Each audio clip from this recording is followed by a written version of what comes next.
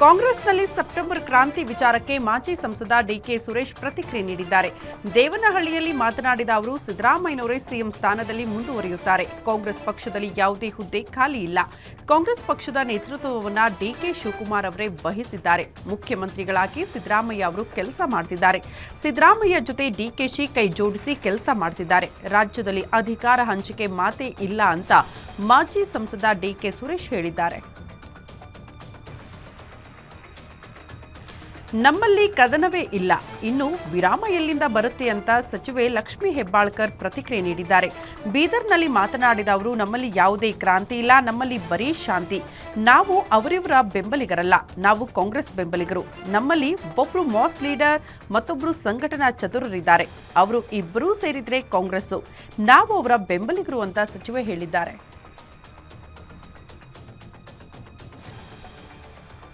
ಕರುನಾಡ ನೆಚ್ಚಿನ ನಂದಿನಿ ಹಾಲಿನ ಪ್ಯಾಕೆಟ್ ಅನ್ನು ಪರಿಸರ ಸ್ನೇಹಿ ಮಾಡುವುದಕ್ಕೆ ಬಮೂಲ್ ಅಧ್ಯಕ್ಷ ಡಿಕೆ ಸುರೇಶ್ ಪಣ ತೊಟ್ಟಿದ್ದಾರೆ. ಪ್ಲಾಸ್ಟಿಕ್ ಪ್ಯಾಕೆಟ್ ಬದಲು ಪರಿಸರ ಸ್ನೇಹಿ ಪ್ಯಾಕೆಟ್ ಮಾಡುವುದಕ್ಕೆ ಚಿಂತನೆ ನಡೆಸಲಾಗ್ತಾ ಇದ್ದು, ಮೆಕ್ಕೆಜೋಳದಿಂದ ತಯಾರಾಗುವ ಪ್ಯಾಕೆಟ್ನಲ್ಲಿ ನಂದಿನಿ ಹಾಲು ಸಿಗುತ್ತಂತೆ. ನಾವು ಈಗಾಗಲೇ ಆಡಳಿತ ಮಂಡಳಿಯಲ್ಲಿ ಚರ್ಚೆ ಮಾಡಿದ್ದೇವೆ ಅಂತ ದೇವನಹಳ್ಳಿಯಲ್ಲಿ ಡಿಕೆ ಸುರೇಶ್ ಹೇಳಿದ್ದಾರೆ.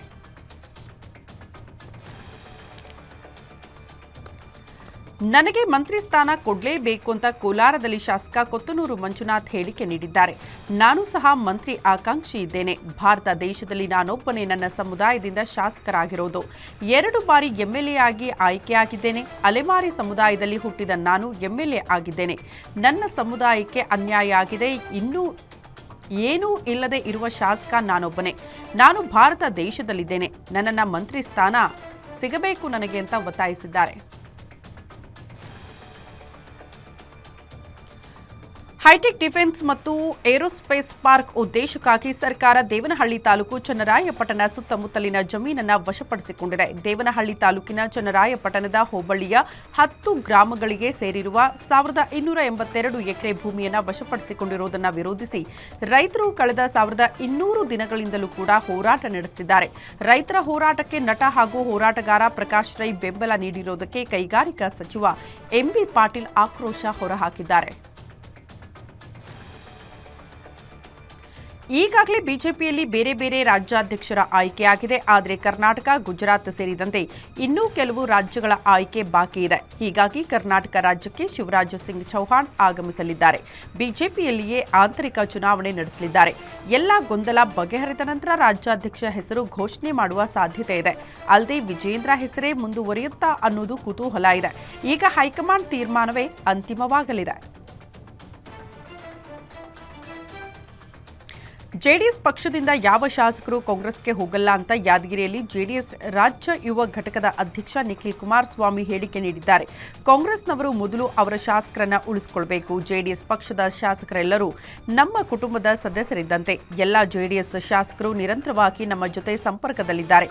ಕಾಂಗ್ರೆಸ್ ಮೊದಲು ತಮ್ಮ ಶಾಸಕರನ್ನ ಹಾಗೂ ಕಾಂಗ್ರೆಸ್ ಸರ್ಕಾರವನ್ನು ಉಳಿಸಿಕೊಳ್ಳಬೇಕಾಗಿದೆ ಅಂತ ತಿರುಗೇಟು ಕೊಟ್ಟಿದ್ದಾರೆ. ನಮ್ಮಲ್ಲಿ ಬಣ ಇಲ್ಲ, ಬಿಜೆಪಿ ಅಷ್ಟೇ, ನಾವು ನಮ್ಮ ನಾಯಕರ ಜೊತೆ ಇದ್ದೇವೆ ಅಂತ ದಾವಣಗೆರೆಯಲ್ಲಿ ಮಾಜಿ ಶಾಸಕ ರೇಣುಕಾಚಾರ್ಯ ಹೇಳಿಕೆ ಕೊಟ್ಟಿದ್ದಾರೆ. ರಾಷ್ಟ್ರೀಯ ಅಧ್ಯಕ್ಷರು, ರಾಜ್ಯಾಧ್ಯಕ್ಷರು ಏನು ಸೂಚನೆ ಕೊಡ್ತಾರೋ ಅದನ್ನು ನಾವು ಮಾಡ್ತೀವಿ. ನಮಗೆ ಸಲಹೆ ಕೊಟ್ಟಿದ್ದಾರೆ, ನಾವು ಹೇಳೋದನ್ನು ಕೇಳಿದ್ದಾರೆ. 4 ಗೋಡೆಯ ಮಧ್ಯೆ ಏನು ಹೇಳಿದ್ದಾರೋ ಅದನ್ನು ಪಾಲನೆ ಮಾಡ್ತೀವಿ ಅಂತ ಮಾಜಿ ಶಾಸಕ ರೇಣುಕಾಚಾರ್ಯ ಹೇಳಿಕೆ ಕೊಟ್ಟಿದ್ದಾರೆ.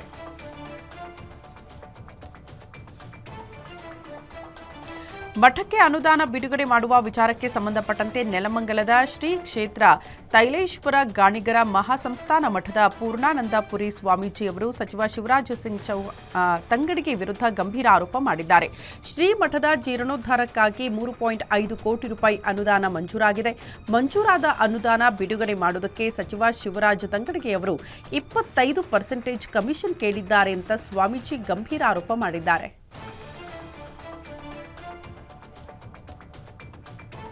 ಬಿಜೆಪಿ ಶಾಸಕ ರಮೇಶ್ ಜಾರಕಿಹೊಳಿ ಪುತ್ರ ಸಂತೋಷ್ ಜಾರಕಿಹೊಳಿ ಪೊಲೀಸರ ಸಮ್ಮುಖದಲ್ಲೇ ಸಾರ್ವಜನಿಕರ ಮುಂದೆ ಗಾಳಿಯಲ್ಲಿ ಗುಂಡು ಹಾರಿಸಿ ಸಂಭ್ರಮಿಸಿರುವ ವಿಡಿಯೋ ಸಖತ್ ವೈರಲ್ ಆಗ್ತಾ ಇದೆ. ಬೆಳಗಾವಿ ಜಿಲ್ಲೆಯ ಗೋಕಾಕ್ನ ಲಕ್ಷ್ಮೀದೇವಿ ಜಾತ್ರೆಯಲ್ಲಿ ಬೆಂಬಲಿಗರ ಜೊತೆ ಭಾಗವಹಿಸಿದ ಅವರು ಬಂದೂಕು ಹಿಡಿದು ಗಾಳಿಯಲ್ಲಿ ಗುಂಡು ಹಾರಿಸಿದ್ದಾರೆ. ಘಟನೆ ಹಿನ್ನೆಲೆ ಪೊಲೀಸ್ ಅಧಿಕಾರಿಗಳು ಸ್ವಯಂ ಪ್ರೇರಿತವಾಗಿ ಗೋಕಾಕ್ ನಗರ ಪೊಲೀಸ್ ಠಾಣೆಯಲ್ಲಿ ಸುಮೋಟೋ ಕೇಸ್ ದಾಖಲಿಸಿಕೊಂಡಿದ್ದಾರೆ.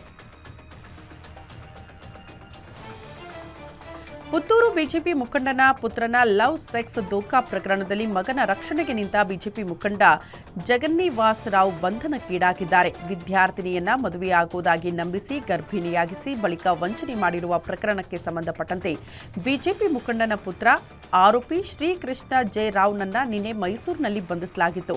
ಆರೋಪಿ ಪರಾರಿಯಾಗುವುದಕ್ಕೆ ಸಹಕರಿಸಿದ ಹಿನ್ನೆಲೆ ಆರೋಪಿ ತಂದೆ ಪಿಜಿ ಜಗನ್ನಿವಾಸ್ ರಾವ್ ಎಂಬುವರ ವಿರುದ್ಧ ಪೊಲೀಸರು ಪ್ರಕರಣ ದಾಖಲಿಸಿಕೊಂಡು ಬಂಧಿಸಿದ್ದಾರೆ.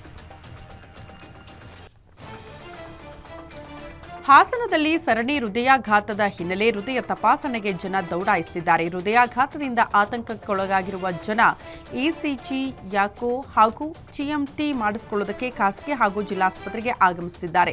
ಸರಣಿ ಹೃದಯಾಘಾತ ಹಿನ್ನೆಲೆ ದಿನಕ್ಕೆ 200ರಿಂದ 250ಕ್ಕೂ ಹೆಚ್ಚು ಜನ ಪರೀಕ್ಷೆಗೆ ಬರ್ತಿದ್ದಾರೆ. ಸರಣಿ ಹೃದಯಾಘಾತ ಹಿನ್ನೆಲೆ ಯಾರೂ ಕೂಡ ಆತಂಕಕ್ಕೊಳಗಾಗಬೇಡಿ, ನಿಮ್ಮ ಜೊತೆ ವೈದ್ಯರು ನಾವಿದ್ದೇವೆ, ತಾಲೂಕು ಸರ್ಕಾರಿ ಆಸ್ಪತ್ರೆಗಳಿದೆ ಅಂತ ಡಾಕ್ಟರ್ ಪ್ರವೀಣ್ ಧೈರ್ಯ ತುಂಬಿದ್ದಾರೆ. ಕೊಪ್ಪಳ ಜಿಲ್ಲೆಯ ಕನಕಗಿರಿ ತಾಲೂಕಿನ ಬಸರಿಹಾಳ ಗ್ರಾಮದಲ್ಲಿ ಹೃದಯಾಘಾತದಿಂದ ವ್ಯಕ್ತಿ ಸಾವನ್ನಪ್ಪಿದ್ದಾರೆ. ರಂಗಭೂಮಿ ಕಲಾವಿದ 65 ವರ್ಷದ ನಿಂಗನಗೌಡಗೆ ಹಾರ್ಟ್ ಅಟ್ಯಾಕ್ ಆಗಿದೆ.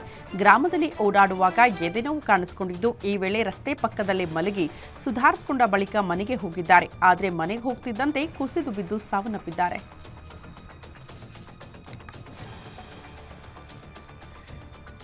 ಬೆಳಗಾವಿ ಜಿಲ್ಲೆಯಲ್ಲಿ ಕರ್ತವ್ಯದಲ್ಲಿದ್ದ ಎಎಸ್ಐ ಅಧಿಕಾರಿ ಹೃದಯಾಘಾತದಿಂದ ದಾರುಣ ಸಾವನ್ನಪ್ಪಿದ್ದಾರೆ. ಗೋಕಾಕ್ ಪಟ್ಟಣದ ದುರ್ಗಾದೇವಿ ಜಾತ್ರೆ ಬಂದೋಬಸ್ತ್ಗೆ ಬಂದಿದ್ದ ಎಎಸ್ಐ ಮೀರಾ ನಾಯಕ್ಗೆ ಹಾರ್ಟ್ ಅಟ್ಯಾಕ್ ಆಗಿದೆ. ಹುಬ್ಬಳ್ಳಿ ನವನಗರ ಠಾಣೆಯ ಎಎಸ್ಐ ಮೀರಾ ನಾಯಕ್ ಗೋಕಾಕ್ ಪಟ್ಟಣದ SC/ST ಬಾಲಕರ ವಿದ್ಯಾರ್ಥಿ ನಿಲಯದಲ್ಲಿ ವಾಸ್ತವ್ಯವಿದ್ದ ವೇಳೆ ತೀವ್ರ ಎದೆನೋವು ಕಾಣಿಸಿಕೊಂಡು ಮೃತಪಟ್ಟಿದ್ದಾರೆ. ಮೊಹರಂ ಆಚರಣೆ ವೇಳೆ ಅಲಾಯಿ ಕುಣಿಯಲ್ಲಿನ ಬೆಂಕಿಗೆ ವ್ಯಕ್ತಿಯೊಬ್ಬರು ಬಿದ್ದು ಗಂಭೀರವಾಗಿ ಗಾಯಗೊಂಡಿರುವ ಘಟನೆ ಲಿಂಗಸ್ಕೂರು ತಾಲೂಕಿನ ಯರಗುಂಟಿ ಗ್ರಾಮದಲ್ಲಿ ನಡೆದಿದೆ. ಗಾಯಗೊಂಡ ವ್ಯಕ್ತಿ ಹನುಮಂತ ಅಂತ ಗುರುತಿಸಲಾಗಿದ್ದು, ಅಲಾಯಿ ನೃತ್ಯ ಮಾಡುತ್ತಿರುವ ಆಯತಪ್ಪಿ ಕುಣಿಯಲ್ಲಿನ ಬೆಂಕಿಗೆ ಅವರು ಬಿದ್ದಿದ್ದಾರೆ. ಅಲ್ಲಿಯೇ ಇದ್ದ ಜನ ಅವರನ್ನ ಬೆಂಕಿಯಿಂದ ಹೊರಗಡೆ ಎಳೆದಿದ್ದಾರೆ. ಹೆಚ್ಚಿನ ಚಿಕಿತ್ಸೆಗಾಗಿ ರಾಯಚೂರು ರಿಮ್ಸ್ ಆಸ್ಪತ್ರೆಗೆ ರವಾನಿಸಲಾಗಿದೆ ಅಂತ ಪೊಲೀಸ್ ಮೂಲಗಳು ಹೇಳಿದೆ. ಶಿವಮೊಗ್ಗದ ರಾಕಿಗುಡ್ಡದಲ್ಲಿ ಗಣಪತಿ ವಿಗ್ರಹಕ್ಕೆ ಒದ್ದು ನಾಗರಕಲ್ಲನ್ನ ಚರಂಡಿಗೆ ಬಿಸಾಡಿದ್ದಾರೆ. ಅನ್ಯ ಕೋಮಿನ ಯುವಕರೇ ಈ ದುಷ್ಕೃತ್ಯ ಎಸಗಿದ್ದಾರೆ ಅಂತ ಆರೋಪಿಸಲಾಗಿದೆ. ಶಾಂತಿನಗರ ವಾರ್ಡ್ನ ಬಂಗಾರಪ್ಪ ಬಡಾವಣೆಯಲ್ಲಿ ಈ ಘಟನೆ ನಡೆದಿದ್ದು, ಕೆಲಕಾಲ ಗೊಂದಲದ ವಾತಾವರಣ ಸೃಷ್ಟಿಯಾಗಿತ್ತು. ಬಡಾವಣೆಯ ಮುಖ್ಯ ರಸ್ತೆಯಲ್ಲಿ ಇತ್ತೀಚೆಗಷ್ಟೇ ಗಣಪತಿ ವಿಗ್ರಹ ಹಾಗೂ ನಾಗದೇವರ ವಿಗ್ರಹವನ್ನು ಪ್ರತಿಷ್ಠಾಪನೆ ಮಾಡಲಾಗಿತ್ತು. ಅನ್ಯ ಕೋಮಿನವರು ನಮ್ಮ ಹಿಂದೂ ದೇವರುಗಳಿಗೆ ಅವಮಾನ ಮಾಡಿದ್ದಾರೆ ಅಂತ ಸ್ಥಳೀಯರು ತೀವ್ರ ಆಕ್ರೋಶ ಹೊರಹಾಕಿದ್ದಾರೆ. ಮಂಡ್ಯದಲ್ಲಿ ಚಾಲಕನ ನಿಯಂತ್ರಣ ತಪ್ಪಿ ಕೆಎಸ್ಆರ್ಟಿಸಿ ಬಸ್ ಗತ್ತಿಗೆ ನುಗ್ಗಿದೆ. ಭೀಕರ ಅವಘಡದಲ್ಲಿ 20ಕ್ಕೂ ಹೆಚ್ಚು ಪ್ರಯಾಣಿಕರು ಗಂಭೀರ ಗಾಯವಾಗಿದ್ದು, ಅದೃಷ್ಟವಶಾತ್ ಯಾವುದೇ ಪ್ರಾಣಹಾನಿ ಸಂಭವಿಸಿಲ್ಲ. ಶಿವಳ್ಳಿಯಿಂದ ಪಾಂಡವಪುರಕ್ಕೆ ಹೋಗ್ತಾ ಇದ್ದ ಕೆಎಸ್ಆರ್ಟಿಸಿ ಬಸ್ ಚಾಲಕನ ನಿಯಂತ್ರಣ ತಪ್ಪಿ ಗತ್ತಿಗೆ ನುಗ್ಗಿಬಿಟ್ಟಿದೆ. ಬಸ್ನಲ್ಲಿ 35ಕ್ಕೂ ಹೆಚ್ಚು ಜನ ಪ್ರಯಾಣ ಮಾಡ್ತಿದ್ರು ಎಂಬ ಮಾಹಿತಿ ಇದ್ದು, ಗಾಯಗೊಂಡಿರುವ 20 ಪ್ರಯಾಣಿಕರನ್ನ ಮಂಡ್ಯದ ಮಿಮ್ಸ್ ಆಸ್ಪತ್ರೆಗೆ ದಾಖಲಿಸಿ ಚಿಕಿತ್ಸೆ ನೀಡಲಾಗ್ತಾ ಇದೆ. ಶಿವಳ್ಳಿ ಬಳಿ ಕೆಎಸ್ಆರ್ಟಿಸಿ ಬಸ್ ಅಪಘಾತದ ಬೆನ್ನಲ್ಲೇ ಎಕ್ಸ್ ಖಾತೆಯಲ್ಲಿ ಪೋಸ್ಟ್ ಮಾಡುವ ಮೂಲಕ ಕೇಂದ್ರ ಸಚಿವ ಎಚ್.ಡಿ. ಕುಮಾರಸ್ವಾಮಿ ತೀವ್ರ ಕಳವಳ ವ್ಯಕ್ತಪಡಿಸಿದ್ದಾರೆ. ಅಪಘಾತದ ಸುದ್ದಿ ತಿಳಿದು ಗಾಬರಿಯಾಯಿತು. ತುರ್ತು ಚಿಕಿತ್ಸೆಗೆ ಅಗತ್ಯ ಕ್ರಮ ಕೈಗೊಳ್ಳಬೇಕು ಅಂತ ಅಧಿಕಾರಿಗಳಿಗೆ ಸೂಚನೆ ಕೊಟ್ಟಿದ್ದೇನೆ. ಭಗವಂತನ ದಯೆಯಿಂದ ಅನೇಕ ಪ್ರಯಾಣಿಕರು ಸಣ್ಣ ಪುಟ್ಟ ಗಾಯಗಳೊಂದಿಗೆ ಪಾರಾಗಿದ್ದಾರೆ ಅಂತ ಪೋಸ್ಟ್ ಮಾಡಿದ್ದಾರೆ. ಚಾಲಕನ ನಿಯಂತ್ರಣ ತಪ್ಪಿ ಗದ್ದೆಗೆ ಕೆಎಸ್ಆರ್ಟಿಸಿ ಬಸ್ ನುಗ್ಗಿದ ಪರಿಣಾಮ ಮಂಡ್ಯದ ಶಿವಳ್ಳಿ ಹಾಡ್ಯ ಗ್ರಾಮದ ನಡುವೆ ಈ ಘಟನೆ ಆಗಿರುವುದರಿಂದ ಬಸ್ನಲ್ಲಿದ್ದ 35ಕ್ಕೂ ಹೆಚ್ಚು ಪ್ರಯಾಣಿಕರು ಪ್ರಾಣಾಪಾಯದಿಂದ ಪಾರಾಗಿದ್ದಾರೆ. ಈ ಪೈಕಿ 20ಕ್ಕೂ ಹೆಚ್ಚು ಜನರಿಗೆ ಗಾಯವಾಗಿದೆ. ಸ್ಥಳೀಯರ ನೆರವಿನಿಂದ ಗಾಯಗೊಂಡವರ ರಕ್ಷಣೆ ಮಾಡಿ ಮಂಡ್ಯ ಮಿಮ್ಸ್ ಆಸ್ಪತ್ರೆಗೆ ದಾಖಲು ಮಾಡಲಾಗಿದೆ. ಮಂಡ್ಯ ಮಿಮ್ಸ್ಗೆ ಜಿಲ್ಲಾಧಿಕಾರಿ ಕುಮಾರ್ ಭೇಟಿ ನೀಡಿ ಗಾಯಾಳುಗಳ ಆರೋಗ್ಯ ವಿಚಾರಿಸಿದ್ದಾರೆ. ಜೊತೆಗೆ ಸೂಕ್ತ ಚಿಕಿತ್ಸೆ ಮತ್ತು ಪರಿಹಾರದ ಭರವಸೆಯನ್ನ ಕೊಟ್ಟಿದ್ದಾರೆ. ಬೆಂಗಳೂರು ಹೊರವಲಯದಲ್ಲಿ ಅಸ್ಪೃಶ್ಯತೆ ಇನ್ನೂ ಜೀವಂತವಾಗಿದೆ. ದೊಡ್ಡಬಳ್ಳಾಪುರದ ಗುಳ್ಯ ಗ್ರಾಮದಲ್ಲಿ ದೇವಾಲಯಕ್ಕೆ ದಲಿತರ ಪ್ರವೇಶವನ್ನು ನಿರ್ಬಂಧಿಸಲಾಗಿದೆ. ಈ ಹಿನ್ನೆಲೆ ಗ್ರಾಮಕ್ಕೆ ತಹಶೀಲ್ದಾರ್ ವಿಭಾ ವಿದ್ಯಾ ರಾಥೋಡ್ ಹಾಗೂ ಡಿವೈಎಸ್ಪಿ ರವಿ ಸೇರಿದಂತೆ ಇತರರು ಗ್ರಾಮಕ್ಕೆ ಭೇಟಿ ಕೊಟ್ಟು ಶಾಂತಿ ಸಭೆ ಮಾಡಿದ್ದಾರೆ. ಗ್ರಾಮದ ಮುಖಂಡರ ಮನವೊಲಿಸುವಲ್ಲಿ ಅಧಿಕಾರಿಗಳು ಯಶಸ್ವಿಯಾಗಿದ್ದು, ದಲಿತರಿಗೆ ದೇವಾಲಯ ಪ್ರವೇಶಕ್ಕೆ ಅನುವು ಮಾಡಿಕೊಟ್ಟಿದ್ದಾರೆ.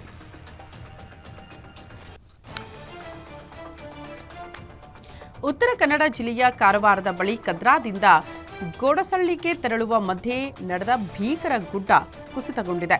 ಕುಸಿತ ಆಗ್ತಾ ಇರುವ ದೃಶ್ಯಾವಳಿ ಡ್ರೋನ್ ಕ್ಯಾಮೆರಾದಲ್ಲಿ ಸೆರೆಯಾಗಿದೆ. ಬಾಳೆಮನಿ ಸುಳಗೇರಿ ಮಾರ್ಗವಾಗಿ ಕೊಡಸಳ್ಳಿ ಡ್ಯಾಂನತ್ತ ಸಾಗುವ ರಸ್ತೆಯ ಮಧ್ಯೆ ಈ ಗುಡ್ಡ ಕುಸಿತವಾಗಿದ್ದು ನೋಡುಗರ ಎದೆ ಜಲ್ಲೆನಿಸುವಂತಿದೆ. ಬಾಳೆಮನೆ ಜೋಯಿಡಾ ತಾಲೂಕಿನ ಸುಳಗೇರಿ ಗ್ರಾಮದ ಜನರಿಗೆ ಸಂಪರ್ಕ ರಸ್ತೆ ಸಂಪೂರ್ಣ ಕಡಿತಗೊಂಡಿದೆ. ನೀರು ಬಿಡಿ ಇಲ್ಲ, ಕಾಲುವೆ ಮುಚ್ಚಿ ಜಮೀನು ವಾಪಸ್ ಕೊಡಿ ಅಂತ ಹನಿ ನೀರಿಗಾಗಿ ಅನ್ನದಾತರು ಗೋಗರಿತಿದ್ದಾರೆ. ಬಾಗಲಕೋಟೆ ಜಿಲ್ಲೆ ಲೋಕಾಪುರ ಭಾಗದಲ್ಲಿ ಹನಿ ಹನಿ ನೀರಿಗೂ ಹಾಹಾಕಾರ ಶುರುವಾಗಿದೆ. 25 ವರ್ಷದ ಹಿಂದೆ ಘಟಪ್ರಭಾ ನದಿ ಕಾಲುವೆಗಾಗಿ ರೈತರು ಜಮೀನು ನೀಡಿದ್ರು. ಆದರೆ 25 ವರ್ಷ ಕಳೆದರೂ ಘಟಪ್ರಭಾ ಬಲದಂಡೆ ಕಾಲುವೆಗೆ ಸಮರ್ಪಕವಾದ ನೀರು ಕೂಡ ಬರ್ತಿಲ್ಲ. ಹೀಗಾಗಿ ಆಕ್ರೋಶಗೊಂಡ ರೈತರು ಘಟಪ್ರಭಾ ನದಿ ಕಾಲುವೆಯನ್ನೇ ಮುಚ್ಚಬೇಕು ಅಂತ ಸರ್ಕಾರಕ್ಕೆ ಗಡುವು ಕೊಟ್ಟಿದ್ದಾರೆ.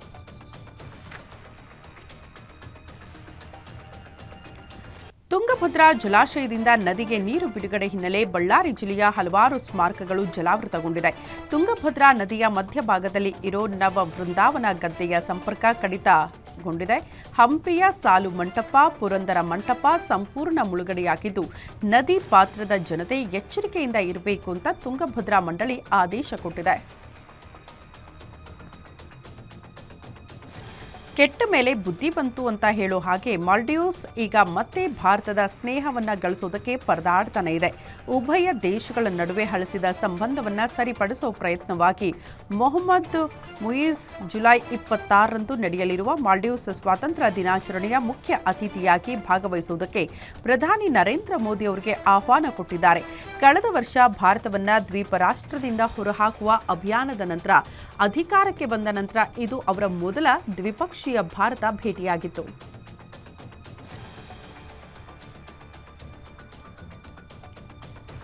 ಐದು ರಾಷ್ಟ್ರಗಳ ಪ್ರವಾಸದಲ್ಲಿರುವ ಪ್ರಧಾನಿ ನರೇಂದ್ರ ಮೋದಿ ಅರ್ಜೆಂಟೀನಾ ತಲುಪಿದ್ದು, ಈ ವೇಳೆ ಅವರನ್ನ ಸ್ವಾಗತ ಮಾಡಿಕೊಳ್ಳುವುದಕ್ಕೆ ವ್ಯಕ್ತಿಯೊಬ್ಬರು ಸುಮಾರು 400 ಕಿಲೋಮೀಟರ್ ಪ್ರಯಾಣ ಮಾಡಿ ಬಂದಿದ್ದಾರೆ.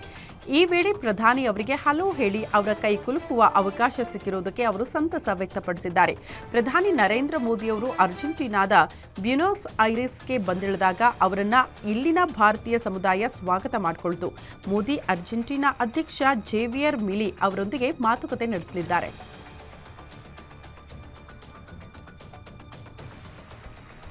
ಅಮೆರಿಕ ಅಧ್ಯಕ್ಷ ಡೊನಾಲ್ಡ್ ಟ್ರಂಪ್ ಅವರು ಪರಸ್ಪರ ಸುಂಕಗಳಿಗೆ ಸಂಬಂಧಪಟ್ಟಂತೆ ನಿಗದಿಪಡಿಸಿದ ಗಡುವಿಗೆ ಪ್ರಧಾನಿ ನರೇಂದ್ರ ಮೋದಿ ಸೌಮ್ಯವಾಗಿ ತಲೆಬಾಗುತ್ತಾರೆ. ವಿರೋಧ ಪಕ್ಷದ ನಾಯಕ ರಾಹುಲ್ ಗಾಂಧಿ ಹೇಳಿದ್ದಾರೆ. ತೆರಿಗೆಗೆ ಸಂಬಂಧಪಟ್ಟಂತೆ ಟ್ರಂಪ್ ಈ ಮೊದಲು ಜುಲೈ 9ರವರೆಗೆ ಭಾರತಕ್ಕೆ ಗಡುವು ನೀಡಿದ್ರು. ಪಿಯೂಷ್ ಗೋಯಲ್ ಅವರು ಏನ್ ಬೇಕಾದರೂ ಹೇಳಬಹುದು, ನನ್ನ ಮಾತುಗಳನ್ನು ಗಮನಿಸಿ. ಮೋದಿ ಟ್ರಂಪ್ ಸುಂಕದ ಗಡುವಿಗೆ ಸೌಮ್ಯವಾಗಿ ತಲೆಬಾಗ್ತಾರೆ ಅಂತ ಹೇಳಿದ್ದಾರೆ.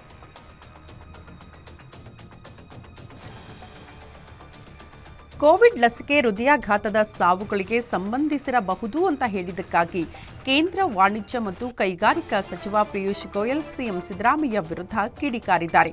ಈ ಹೇಳಿಕೆಗಳು ಭಾರತೀಯ ವಿಜ್ಞಾನಿಗಳು, ಸ್ಟಾರ್ಟ್ಅಪ್ಗಳು ಮತ್ತು ದೇಶದ ಔಷಧೀಯ ಶಕ್ತಿಗೆ ಮಾಡಿದ ಅವಮಾನ ಅಂತ ಹೇಳಿದ್ದಾರೆ. ಸಾಂಕ್ರಾಮಿಕ ರೋಗದ ಸಮಯದಲ್ಲಿ ದನಿವಿಲ್ಲದೆ ಕೆಲಸ ಮಾಡಿದ ಜನರನ್ನ ಸಿದ್ದರಾಮಯ್ಯ ಹೇಳಿಕೆಗಳು ದುರ್ಬಲಗೊಳಿಸಿದೆ. ಸಿದ್ದರಾಮಯ್ಯ ಸಾರ್ವಜನಿಕವಾಗಿ ಕ್ಷಮೆ ಕೇಳಬೇಕು ಅಂತ ಒತ್ತಾಯಿಸಿದ್ದಾರೆ. ಬಿಹಾರದ ಪ್ರಮುಖ ಉದ್ಯಮಿ ಮತ್ತು ಬಿಜೆಪಿ ನಾಯಕ ಗೋಪಾಲ್ ಅವರನ್ನ ಪಾಟ್ನಾದ ತಮ್ಮ ಮನೆಗೆ ಹೊರಗಡೆ ಗುಂಡು ಹಾರಿಸಿ ಹತ್ಯೆ ಮಾಡಲಾಗಿದೆ. 6 ವರ್ಷಗಳ ಹಿಂದೆ ಅವರ ಪುತ್ರ ಗುಂಜನ್ ಕೆಂಕಾ ಅವರನ್ನ ಇದೇ ರೀತಿಯಲ್ಲಿ ಕೊಲೆ ಮಾಡಲಾಗಿತ್ತು. ಸದ್ಯ ಈ ಹತ್ಯೆಯ ದೃಶ್ಯ ಸಿಸಿ ಕ್ಯಾಮೆರಾದಲ್ಲಿ ಸೆರೆಯಾಗಿದೆ. ಅಪರಾಧ ಸ್ಥಳವನ್ನ ಸೀಲ್ ಮಾಡಲಾಗಿದೆ. ತನಿಖೆ ಮುಂದುವರೆದಿದೆ ಅಂತ ಪಾಟ್ನಾ ಪೊಲೀಸ್ ಅಧೀಕ್ಷಕಿ ದೀಕ್ಷಾ ಕುಮಾರಿ ಮಾಹಿತಿ ಕೊಟ್ಟಿದ್ದಾರೆ.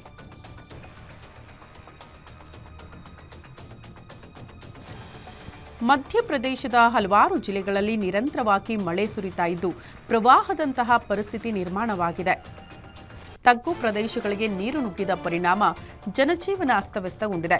ನದಿ, ಹಳ್ಳಕೊಳ್ಳಗಳು ಉಕ್ಕಿ ಹರಿತಾ ಇದ್ದು ವಾಹನಗಳು ಆಟಿಕೆಗಳಂತೆ ನೀರಿನಲ್ಲಿ ಹೋಗ್ತಾ ಇದೆ.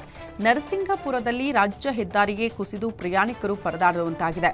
ಮಧ್ಯಪ್ರದೇಶದ ಶಿವಪುರಿಯಲ್ಲಿ ಹಲವಾರು ಗ್ರಾಮಗಳು ಜಲಾವೃತಗೊಂಡಿದೆ. ಅಮರನಾಥ ಯಾತ್ರೆ ವೇಳೆ 5 ಬಸ್ಸುಗಳ ನಡುವೆ ಸರಣಿ ಅಪಘಾತ ಸಂಭವಿಸಿದೆ. ಜಮ್ಮು ಮತ್ತು ಕಾಶ್ಮೀರದ ರಾಂಬನ್ ಜಿಲ್ಲೆಯಲ್ಲಿ ಈ ಘಟನೆಯಾಗಿದೆ. ಅಮರನಾಥ ಯಾತ್ರಿಕರಿದ್ದ 5 ಬಸ್ಗಳು ಪರಸ್ಪರ ಒಂದಕ್ಕೊಂದು ಡಿಕ್ಕಿಯಾದ ಪರಿಣಾಮ 36 ಯಾತ್ರಿಕರು ಗಾಯಗೊಂಡಿದ್ದಾರೆ. ಜಮ್ಮುವಿನ ಭಗವತಿ ನಗರದಿಂದ ದಕ್ಷಿಣ ಕಾಶ್ಮೀರದ ಪಹಲ್ಗಾಮ್ ಬೇಸ್ ಕ್ಯಾಂಪ್ಗೆ ತೆರಳುತ್ತಿದ್ದ ವೇಳೆ ಸರಣಿ ಅಪಘಾತ ಸಂಭವಿಸಿದೆ. ಘಟನಾ ಸ್ಥಳಕ್ಕೆ ಧಾವಿಸಿದ ಅಧಿಕಾರಿಗಳು ಗಾಯಾಳುಗಳನ್ನು ರಾಂಬನ್ ಜಿಲ್ಲಾಸ್ಪತ್ರೆಗೆ ದಾಖಲಿಸಿದ್ದಾರೆ.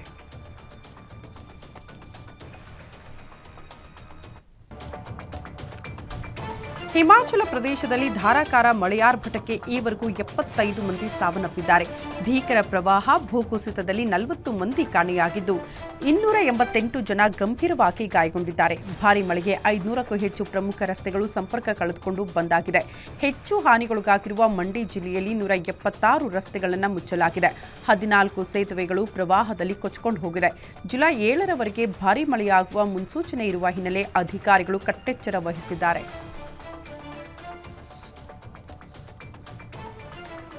ಜಾರ್ಖಂಡ್ನ ರಾಮ್ಗಢ ಜಿಲ್ಲೆಯಲ್ಲಿ ಅಕ್ರಮ ಗಣಿಗಾರಿಕೆ ನಡೆಸ್ತಾ ಇದ್ದ ವೇಳೆ ಕಲ್ಲಿದ್ದಲು ಗಣಿಯ ಒಂದು ಭಾಗ ಕುಸಿತವಾಗಿದ್ದು 4 ಸಾವನ್ನಪ್ಪಿದ್ದಾರೆ. ಭೀಕರ ದುರಂತದಲ್ಲಿ ಇನ್ನೂ ಹಲವರು ಸಿಲುಕಾಕಿಕೊಂಡಿರುವ ಶಂಕೆ ವ್ಯಕ್ತವಾಗಿದೆ. ರಾಮ್ಗಢದ ಕುಜು ಹೊರಠಾಣೆಯ ಕರ್ಮಾ ಎಂಬಲ್ಲಿ ಇಂದು ಬೆಳಗಿನ ಜಾವ ಈ ದುರ್ಘಟನೆ ಸಂಭವಿಸಿದೆ. ಪೊಲೀಸರು ಮತ್ತು ಅಗ್ನಿಶಾಮಕ ದಳದ ಸಿಬ್ಬಂದಿ ರಕ್ಷಣಾ ಕಾರ್ಯಾಚರಣೆ ಮುಂದುವರೆಸಿದ್ದಾರೆ.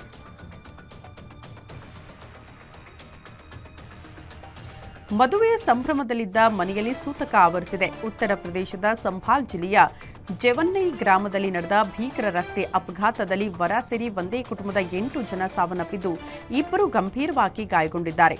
24 ವರ್ಷದ ವರ ಸೂರಜ್ ಸೇರಿದಂತೆ ಒಟ್ಟು 10 ಜನ ಇದ್ದ ಬೊಲೆರೋ ಎಸ್ಯುವಿ ಜನತಾ ಇಂಟರ್ ಕಾಲೇಜಿನ ಗೋಡೆಗೆ ಡಿಕ್ಕಿ ಹೊಡೆದು ಈ ಅವಘಡ ಸಂಭವಿಸಿದೆ.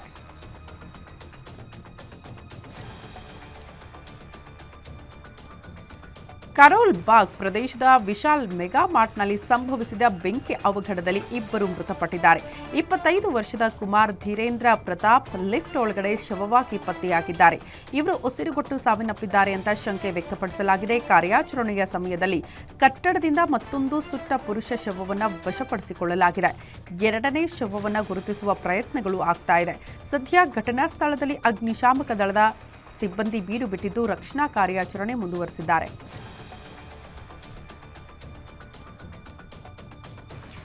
ಪಶ್ಚಿಮ ಬಂಗಾಳದ ಈಸ್ಟ್ ಬರ್ಧವಾನ್ ಜಿಲ್ಲೆಯಲ್ಲಿ ಅಕ್ರಮವಾಗಿ ಬಾಂಬ್ ತಯಾರಿಕೆ ಮಾಡುತ್ತಿದ್ದ ವೇಳೆ ಅದು ಸ್ಫೋಟಗೊಂಡು ಒಬ್ಬ ವ್ಯಕ್ತಿ ಸಾವನ್ನಪ್ಪಿದ್ದಾರೆ. ಇನ್ನು ಮತ್ತೊಬ್ಬ ತೀವ್ರವಾಗಿ ಗಾಯಗೊಂಡಿದ್ದಾರೆ ಅಂತ ತಿಳಿದು ಬಂದಿದೆ. ಕಚುವಾ ತಾಲೂಕಿನ ರಜವಾ ಗ್ರಾಮದಲ್ಲಿ ಹಳೆಯ ಮನೆಯೊಂದರಲ್ಲಿ ಈ ಅವಘಡ ಸಂಭವಿಸಿದೆ. ಸ್ಫೋಟದಲ್ಲಿ ಸಾವನ್ನಪ್ಪಿರುವ ವ್ಯಕ್ತಿಯನ್ನ 35 ವರ್ಷದ ಬರ್ಕತ್ ಕರೀಕರ್ ಅಂತ ಗುರುತಿಸಲಾಗಿದೆ. ಇನ್ನೊಬ್ಬ ವ್ಯಕ್ತಿ ತುಫಾನ್ ಚೌಧರಿ ಗಾಯಗೊಂಡು ಆಸ್ಪತ್ರೆಯಲ್ಲಿ ಚಿಕಿತ್ಸೆ ಪಡೆದುಕೊಳ್ಳುತ್ತಿದ್ದಾರೆ.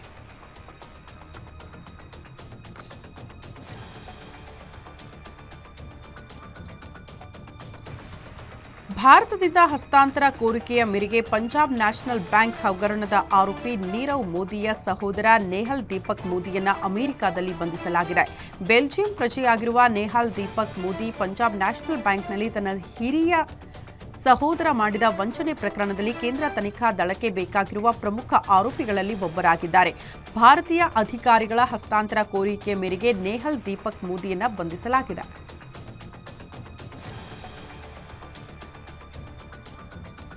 ಜಾರ್ಖಂಡ್ನ ರಾಮ್ಗಢ ಜಿಲ್ಲೆಯ ಕುಜು ಔಟ್ಪೋಸ್ಟ್ ವ್ಯಾಪ್ತಿಯ ಕಾರ್ಮಾ ಪ್ರದೇಶದಲ್ಲಿ ನಡೆಯುತ್ತಿದ್ದ ಅಕ್ರಮ ಕಲ್ಲಿದ್ದಲು ಗಣಿಯಲ್ಲಿ ಅವಘಡವೊಂದು ಸಂಭವಿಸಿದ್ದು 4 ಸ್ಥಳದಲ್ಲೇ ಸಾವನ್ನಪ್ಪಿದ್ದಾರೆ. ಇನ್ನು ಹೆಚ್ಚಿನವರು ಒಳಗೆ ಸಿಲುಕಾಕಿಕೊಂಡಿರುವ ಶಂಕೆ ವ್ಯಕ್ತವಾಗಿದೆ. ಅಧಿಕಾರಿಗಳು ಘಟನೆ ಸಂಬಂಧ ಆ ಸ್ಥಳಕ್ಕೆ ದೌಡಾಯಿಸಿದ್ದು ರಕ್ಷಣಾ ಮತ್ತು ನೆರವಿನ ಕಾರ್ಯಾಚರಣೆ ಆರಂಭಿಸಿದ್ದಾರೆ. ಸ್ಥಳದಲ್ಲಿ 4 ಮೃತದೇಹ ಪತ್ತೆಯಾಗಿದ್ದು ಪೊಲೀಸರು 3 ದೇಹಗಳನ್ನು ಹೊರತೆಗೆದಿದ್ದಾರೆ ಅಂತ ರಾಮ್ಗಢದ ಎಸ್ಡಿಪಿಒ ಪರಮೇಶ್ವರ್ ಪ್ರಸಾದ್ ಮಾಹಿತಿ ಕೊಟ್ಟಿದ್ದಾರೆ. ಇತ್ತೀಚೆಗೆ ಉತ್ತರ ಪ್ರದೇಶದ ಮಾವಾನ ಪುರಸಭೆಯ ಕಚೇರಿಗೆ ಎಮ್ಮೆಯೊಂದು ನುಗ್ಗಿ ಕಿಟಕಿಯನ್ನ ಮುರಿದು ಫೈಲ್ಗಳನ್ನು ಚಿಲ್ಲಾಪಿಲ್ಲಿ ಮಾಡಿದೆ. ಇಡೀ ಕಚೇರಿಯನ್ನ ಅಸ್ತವ್ಯಸ್ತಗೊಳಿಸಿದೆ. ಸಿಬ್ಬಂದಿಯೊಬ್ಬ ಅದನ್ನು ಓಡಿಸೋದಕ್ಕೆ ಪ್ರಯತ್ನ ಪಟ್ಟಾಗ ಅದು ಅವನ ಮೇಲೂ ದಾಳಿ ಮಾಡಿದೆ. ಈ ವಿಡಿಯೋ ಸೋಷಿಯಲ್ ಮೀಡಿಯಾದಲ್ಲಿ ಸಖತ್ತು ವೈರಲ್ ಆಗಿದೆ.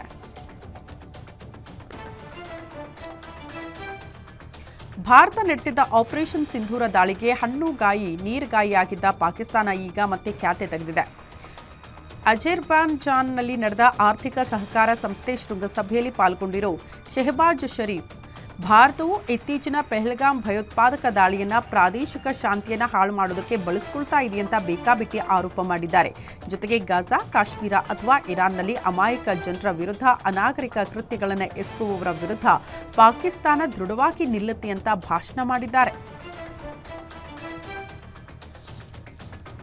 ಅಂತಾರಾಷ್ಟ್ರೀಯ ಬಾಹ್ಯಾಕಾಶ ನಿಲ್ದಾಣದಲ್ಲಿ ತಮ್ಮ ಸಂಶೋಧನಾ ಕಾರ್ಯ ಮುಂದುವರೆಸಿರುವ ಭಾರತ ಮೂಲದ ಶುಭಾಂಶು ಶುಕ್ಲಾ ತಮ್ಮ ಪೂರ್ಣಗೊಳಿಸಿದ್ದಾರೆ ಅನ್ನೋದು ತಿಳಿದು ಬಂದಿದೆ. ಅಂತಾರಾಷ್ಟ್ರೀಯ ಬಾಹ್ಯಾಕಾಶ ನಿಲ್ದಾಣದಲ್ಲಿ ಇರುವ ಗ್ರೂಪ್ ಕ್ಯಾಪ್ಟನ್ ಶುಭಾಂಶು ಶುಕ್ಲಾ ತಮ್ಮ ಕಾರ್ಯ ಮುಂದುವರೆಸಿದ್ದು, ಪ್ರಸ್ತುತ ಅವರು ಟಾರ್ಡಿಗ್ರೇಡ್ ಪ್ರಯೋಗವನ್ನು ಪೂರ್ಣಗೊಳಿಸಿದ್ದಾರಂತೆ. ಅಲ್ಲದೆ ಇತರ 3 ಪ್ರಯೋಗಗಳನ್ನು ನಡೆಸುತ್ತಿದ್ದಾರೆ ಅಂತ ಹೇಳಲಾಗಿದೆ.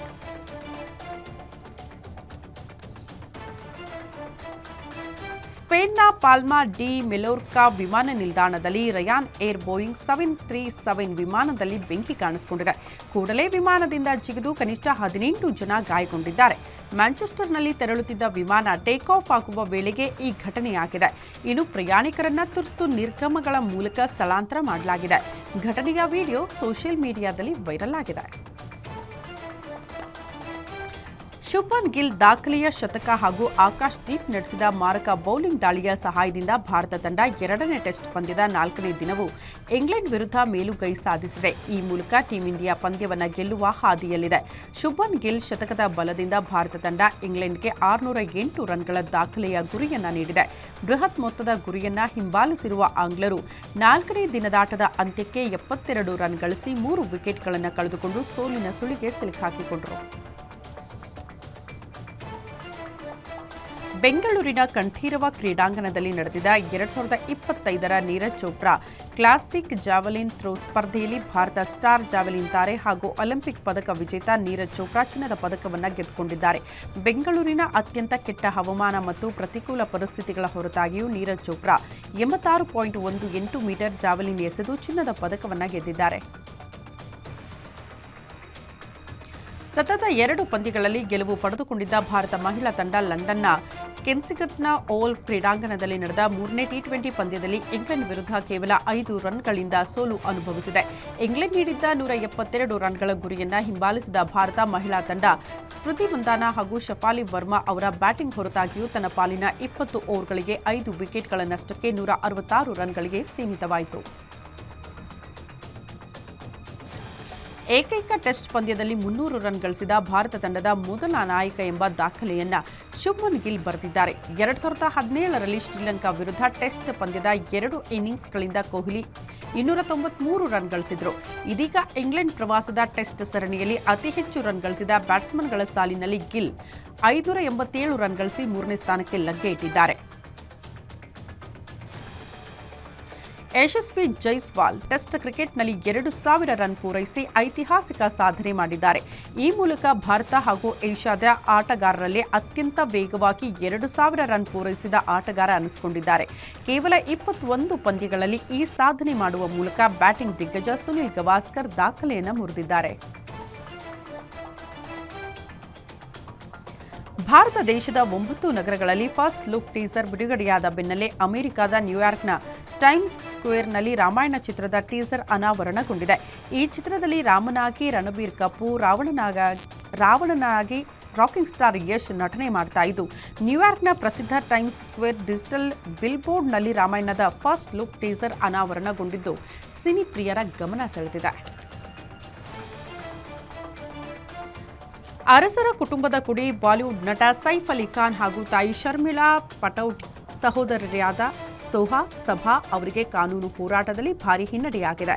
ಮಧ್ಯಪ್ರದೇಶದ ಭೋಪಾಲ್ ಮತ್ತು ಸುತ್ತಮುತ್ತ ಪಟೌಡಿ ಫ್ಯಾಮಿಲಿಯು ಈ ಹಿಂದೆ ಭಾರಿ ಆಸ್ತಿ ಪಾಸ್ತಿ ಹೊಂದಿತ್ತು.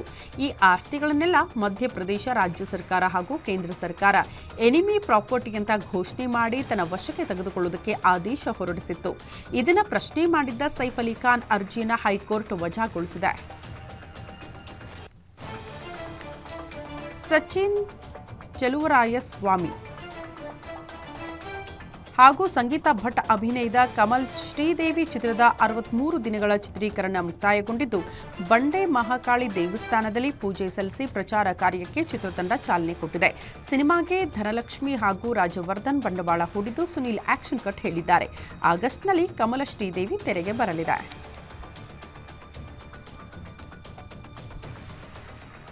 ಈಗಾಗಲೇ ನಟನಾಗಿ ಕನ್ನಡ ಚಿತ್ರರಂಗದಲ್ಲಿ ಗುರುತಿಸಿಕೊಂಡಿರೋ ನಾಯಕ ಪ್ರೇಮ್ ಕಿರಣ್ ಇದೀಗ ಡೈರೆಕ್ಷನ್ ಕ್ಯಾಪ್ ಹಾಕಿ ಮಾಸ್ಕ್ ಚಿತ್ರಕ್ಕೆ ಆಕ್ಷನ್ ಕಟ್ ಹೇಳ್ತಿದ್ದಾರೆ.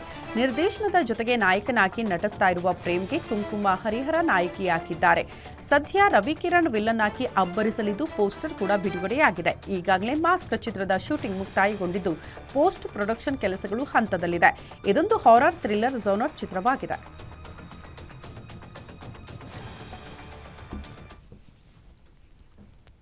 ಇದು ಇವರಿಗಿನ ಅಪ್ಡೇಟ್. ಇದು ಗ್ಯಾರಂಟಿ ನ್ಯೂಸ್, ಸುದ್ದಿ ಖಚಿತ, ನ್ಯಾಯ ನಿಶ್ಚಿತ.